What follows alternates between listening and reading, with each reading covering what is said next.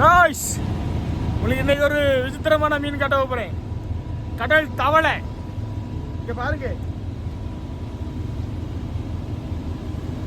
என்ன கடல் தவளை அப்படியேதான் இருக்கு. ஆனா நீங்க பாருங்க காலை.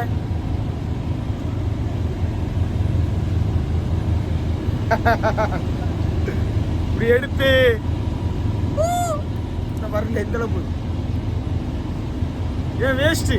இது ஒரு பேத்தந்த சேர்ந்த மாதிரி தான்.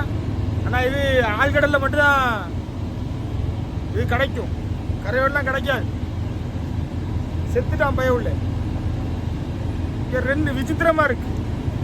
இங்க ரெண்டு காலு, இங்க ரெண்டு காலு. ஏதோ விசித்திரமா ஒண்ணு கட்டிட்டு இருக்கான்.